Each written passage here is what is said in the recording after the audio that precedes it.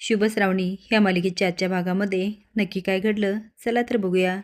शुभू घाडगे पाटलांना फरफटत घेऊन येतो। विशंभर समोर ढकलत म्हणतो, तुम्हाला जे काय सांगितलं ना ते खरं खरं साहेबांसमोर सांगायचं की साहेबांच्या तिजोरीमधून हार कुणी चोरला। तुला चांगलीच माहिती आहे ही चोरी माझ्या बाबांनी नाही केली, दुसरंच कुणीतरी केली। घाडगे पाटील हात जोडतो आणि म्हणतो, शुभू जे बोलतो ना ते खरं आहे, याच्या वडिलांनी चोरी नाही केली। आता नंदाकाच्या पायाखालची जमीनच सरकते आणि ते म्हणते, हा काय बोलतोय, चक्क माझं नाव घेतोय। अरे देवा, हे उलटं कसं घडलं। विशंभर म्हणतो, चोरी जर त्यांनी नाही केली तर कुणी केली। घाडगे पाटलांचे हात थरथर कापत असतात।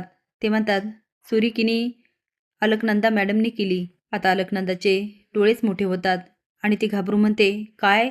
अलकनंदाचं नाव घेतल्यावर विशंभरलाही झटका लागतो। श्रावणी पण शॉकून बघत असते।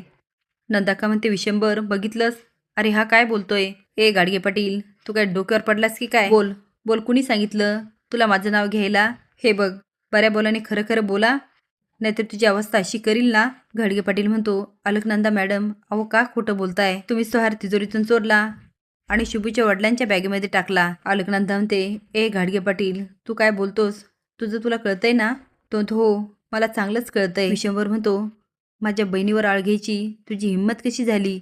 तो साहेब, मी आळ नाही घेत, खरं खरं सांगतोय, कारण तुमचा देवाचा हार तुमच्या तिजोरीतून चोरायचा हे काम अलकनंदा मॅडमने मला दिलं होतं आणि मीच ते शुभूच्या वडिलांना दिलं।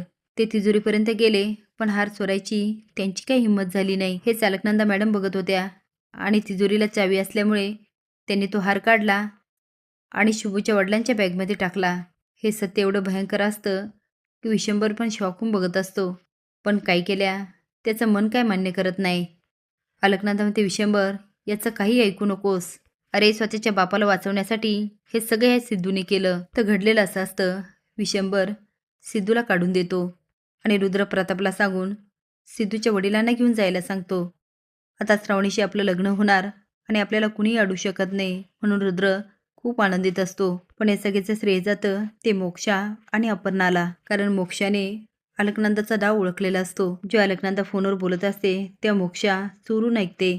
आता अलकनंदा तर बदलून पडते, पण मोक्षा म्हणते, नक्कीच काहीतरी गडबड आहे, श्रावणीला सांगायला हवं। आता श्रावणी अपर्णाला पकडते आणि म्हणते, काकू खरं खरं सांग, तू खरंच सिद्धूच्या बाबांना बघितलं का। अपर्णा म्हणते, हो श्रावणी, मी खरं बोलते, खोटं का बोलू।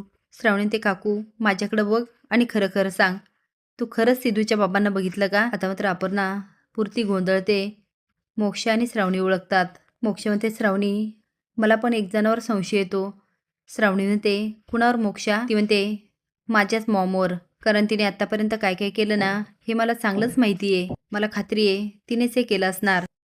पण आता श्रावणीच्या आधी सिद्धू शोध लावतो आणि अलकनंदाचं खरं रूप तो साहेबांसमोर आणतो।